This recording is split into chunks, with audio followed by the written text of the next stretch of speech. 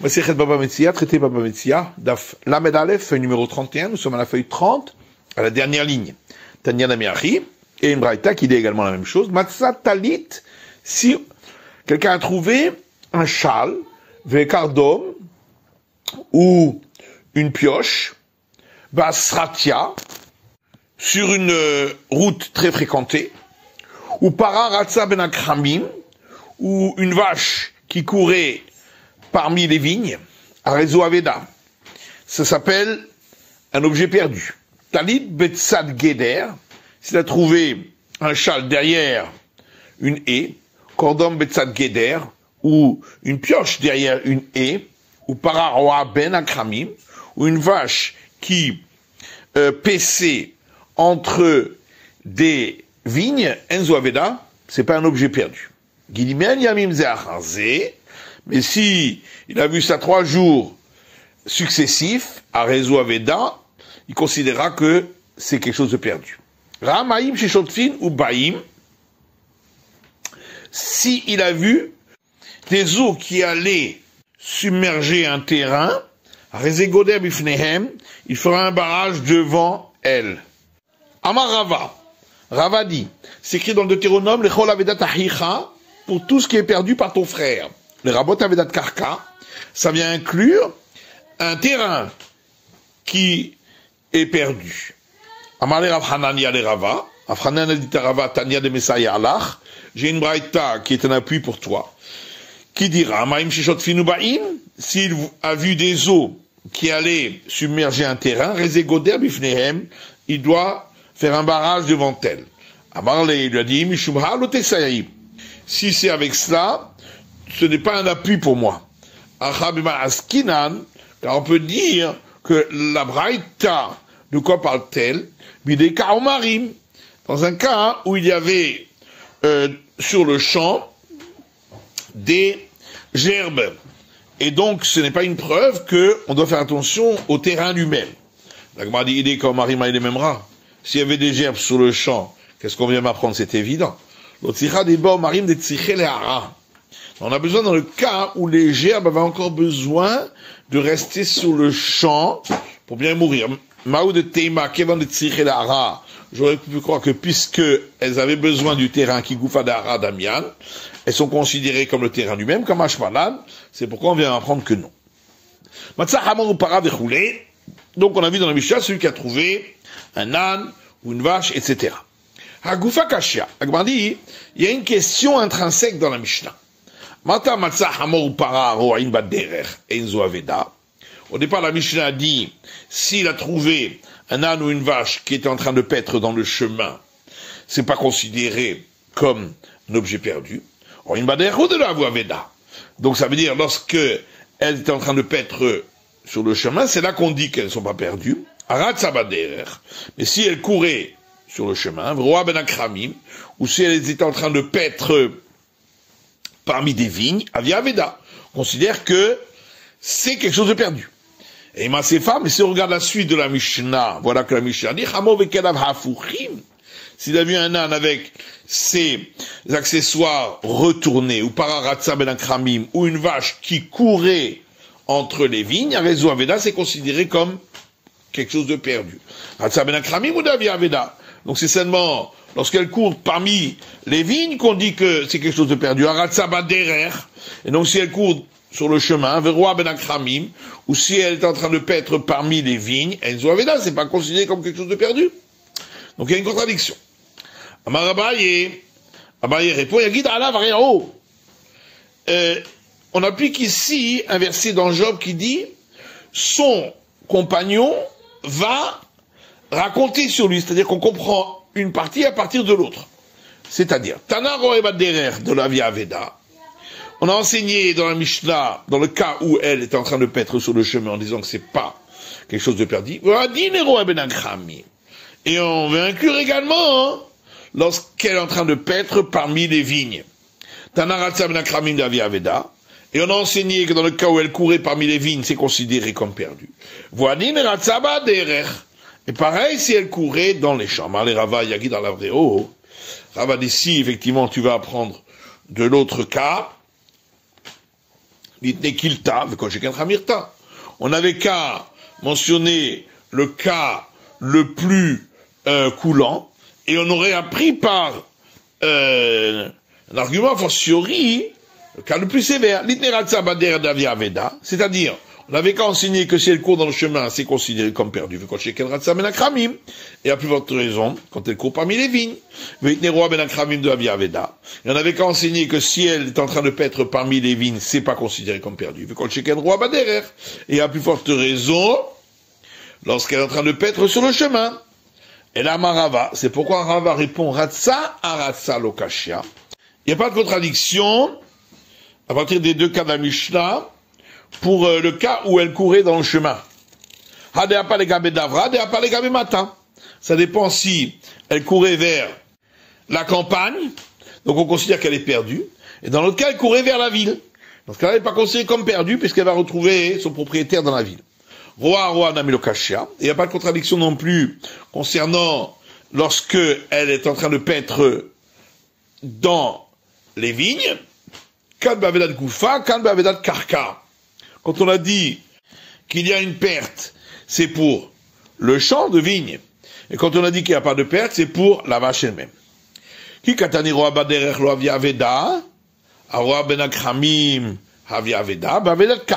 Donc on explique, lorsqu'on a dit que si elle est en train de paître dans le chemin, c'est pas considéré comme une perte.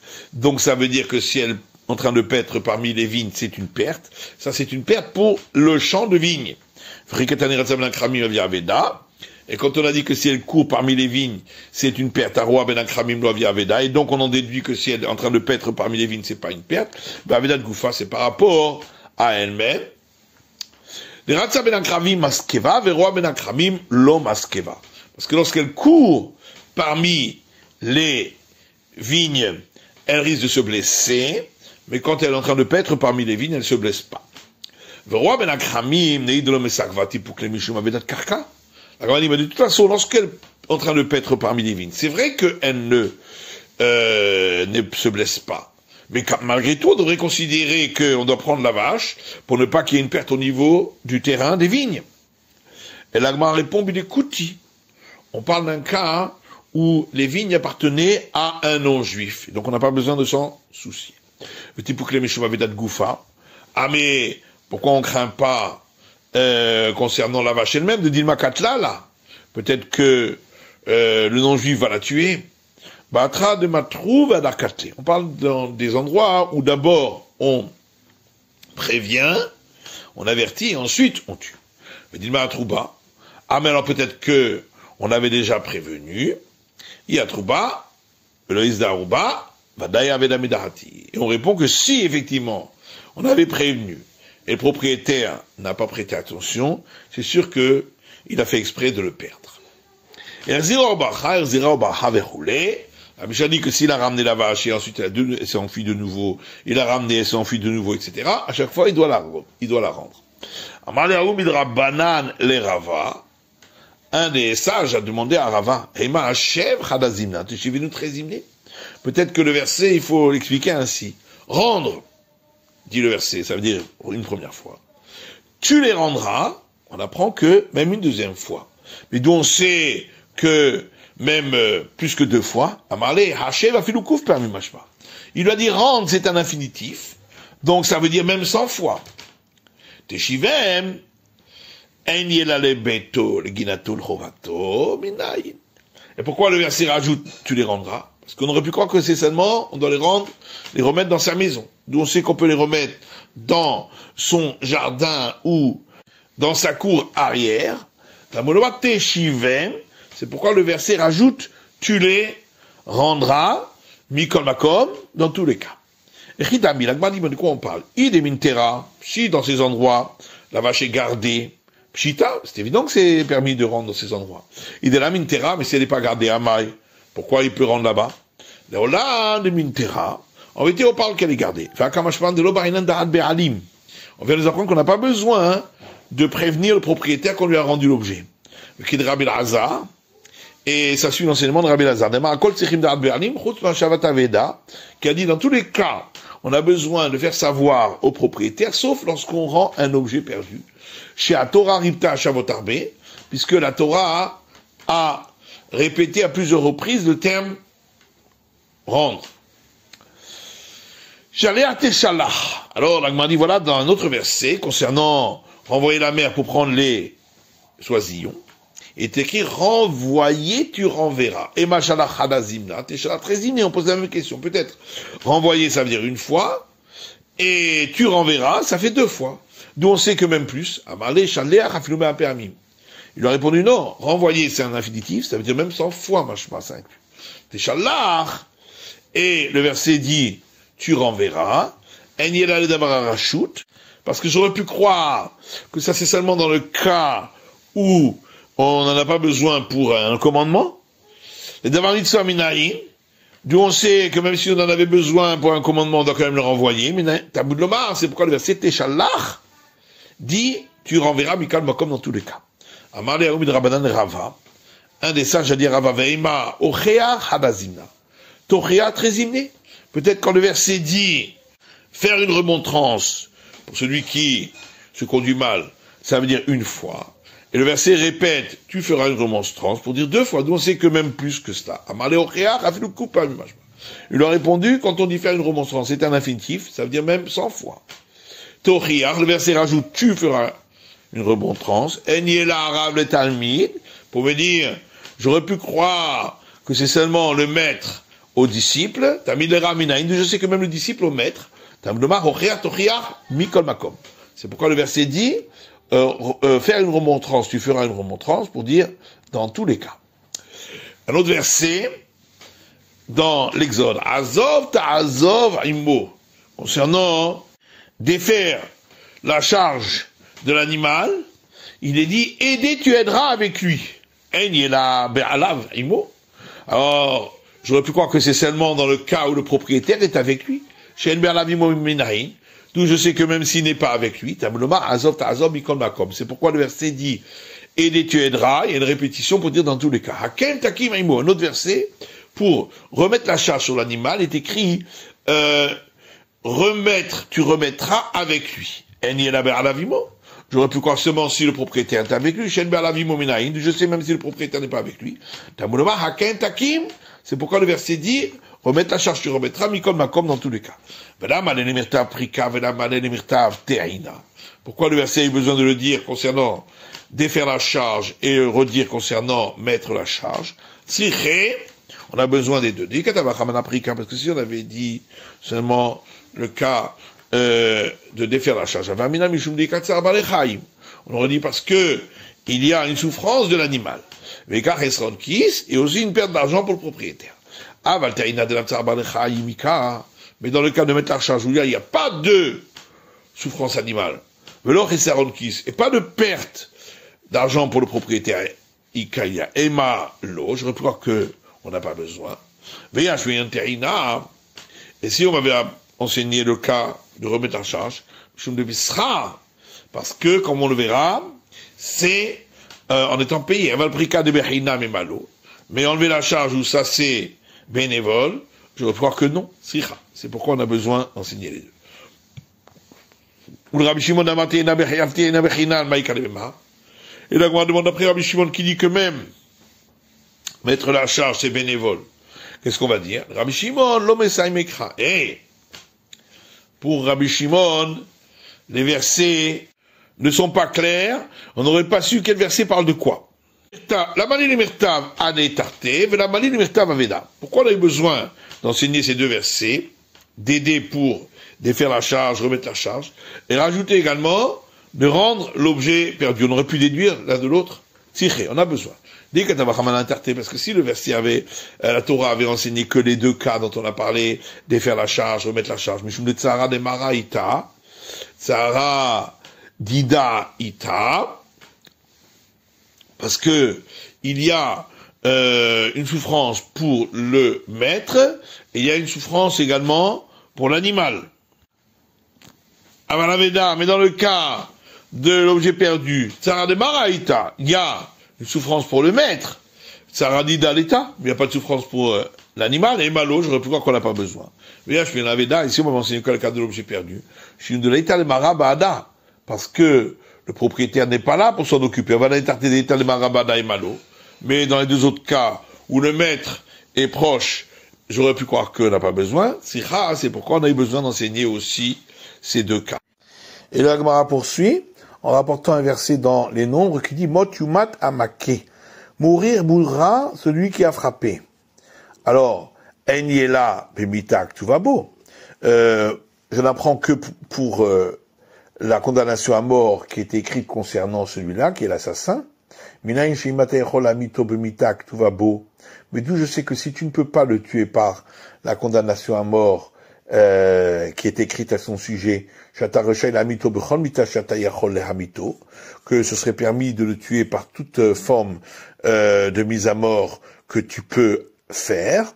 C'est pourquoi c'est écrit mourir, il mourra, mikol makom, donc dans tous les cas. Puis la Gemara rapporte un verset dans Deutéronome, hake take, frapper, tu frapperas, concernant la ville qui s'est adonnée à l'idolâtrie. De là, j'aurais appris uniquement frapper pour tuer par la mise à mort qui est écrite à ce sujet, c'est-à-dire au fil de l'épée. D'où je sais que si tu ne peux pas les tuer par la mise à mort qui est écrite à leur sujet, que tu peux les tuer par toute autre forme de mise à mort que tu peux accomplir. C'est pourquoi c'est écrit frapper, tu frapperas, mikol makom, dans tous les cas. Puis la Gemara rapporte un autre verset dans Deutéronome qui dit Hashev tashiv, rendre, tu rendras, concernant le gage qui a été pris. En yela shemishkeno birshut beddin.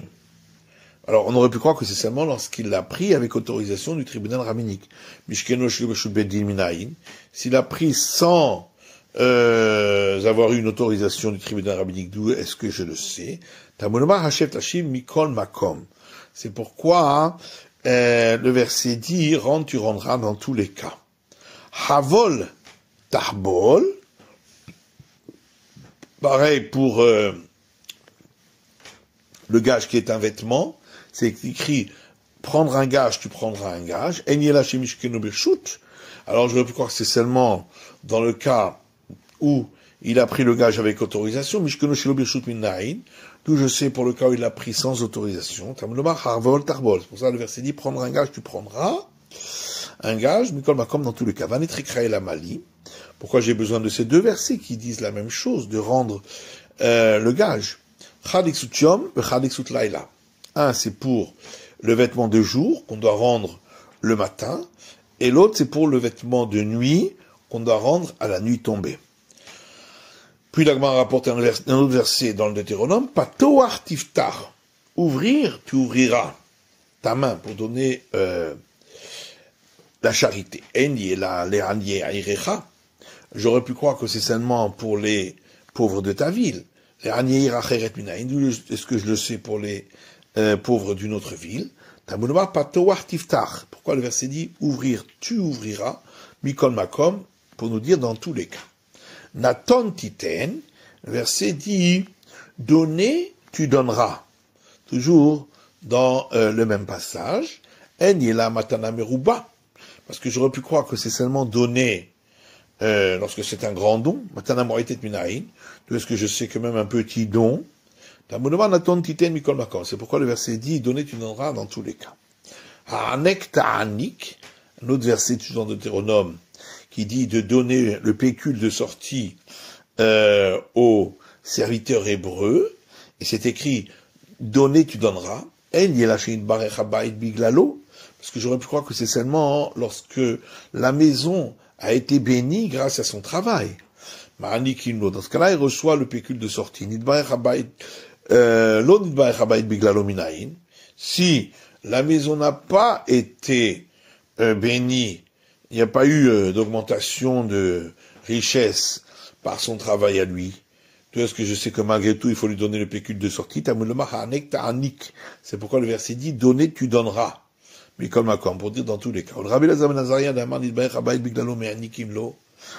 Rabbi Elazar ben Azaria qui dit que si la maison a été bénie grâce à lui, on lui donnera le pécule de sortie. Et que si la maison n'a pas été bénie, on lui donne pas. Alors, t'as un la maladie. Pourquoi il a eu besoin de répéter, tu donneras. Libra Torah qu'il chante Béné Adam. Lui considère que c'est ainsi l'expression des gens en général. Autre verset dans le Deutéronome, Haravet ta'avitenu, c'est écrit, prêter, tu lui prêteras. En yela chez Einlo, j'aurais pu croire que c'est seulement dans le cas où il n'a pas de quoi subvenir à ses besoins. Venorotse les parnes, il ne veut pas recevoir de charité. C'est là que la Torah a dit, donne-lui en lui prêtant. Yeshto venorotse les parnes minaïn. Mais s'il avait de quoi subvenir à ses besoins, mais il ne voulait pas l'utiliser et ni recevoir de charité, d'où est-ce que je sais? C'est pourquoi le verset dit, tu lui prêteras dans tous les cas. Rabbi Shimon Amar Yeshlo venorotse parnes en niskakin lo. Et d'après Rabbi Shimon qui dit que s'il a de quoi subvenir à ses besoins, mais il ne veut pas l'utiliser, on s'occupe pas de lui. T'as invité nous la manie. Pourquoi, d'après lui, la Torah a répété, tu lui prêteras. Dibra Torah qui chante Ben Adam. Parce que c'est ainsi que les gens s'expriment. Haya batem la sela, lo imalo tenni sela. La Mishnah disait que si, en s'occupant de l'objet perdu, il a perdu son salaire qui valait un sela, il peut pas lui dire, donne-moi le sela au propriétaire. Et là, notenos raro que pour elle. Le propriétaire le paiera comme un simple employé. Tania, notenos raro que pour elle, batel. Alors, Imraït a dit, ça veut dire qu'il lui donnera le salaire d'un employé qui travaille pas. Maïké pour elle batel, c'est-à-dire un employé qui travaille pas. Amarabaï qui pour elle batel, shelota menacha de batel mina. Abaye explique comme un employé qui ne travaille pas à ce travail qui était très rémunérateur, mais qui travaille un travail qui est facile et peu rémunérateur. La Mishnah disait que s'il y avait 3 personnes pour former un tribunal rabbinique, il a le droit de faire une condition devant eux que il ne rendra que si on lui donne le paiement qu'il aurait pu recevoir en continuant son travail à lui. Sauf Rav Safra, Avida Iska Bahade Adade, Issour et Rav Safra se sont associés pour un certain investissement. Azal Rav Safra, Palaglé Blodate Issour. Ensuite Rav Safra est parti et il a pris sa part sans demander autorisation à Issour. Bapé Bétré, il l'a fait devant 2 personnes. Atalekame de Rabba Baravuna, puis il est parti devant Rabba Baravuna. Marley, il a dit, il a été tlata de Palakamayou. Il a dit, tu dois apporter 3 personnes devant lesquelles tu as pris ta part. Inami, ou bien, très migotlata. 2 personnes qui viennent témoigner qu'ils étaient 3. Vinami très sahadé de Palak Betlata. Ou 2 témoins qui témoignent que tu as pris ta part devant 3. Amarle manalechaha, Amarle, il a dit, tu le sais, il a dit, dites-nous, c'est notre Mishnah, il miesham beddin matni bifnehem. S'il y a 3 personnes pour former un tribunal rabbinique, il pose une condition devant eux. En sham beddin bifnemiyatne, shelo kodem. Et s'il n'y a pas de tribunal rabbinique devant qui poser la condition, à ce moment-là, son avantage à lui passe avant. Amarle, il a dit, Midame, est-ce que ça ressemble? Matam de mapik mamona, mais hayu motiv le hay. Dans le cas de la Mishnah, il fait sortir de l'argent à un pour donner à l'autre. Païdan beddin. On a besoin de 3 personnes pour former un tribunal rabbinique. Alors qu'ici, c'est ma part que j'ai pris. C'est juste pour que les choses soient connues. Bitré sagilé. Il suffit de 2 témoins. C'est la fin de l'étude du DAF Lamed Aleph de la feuille numéro 31.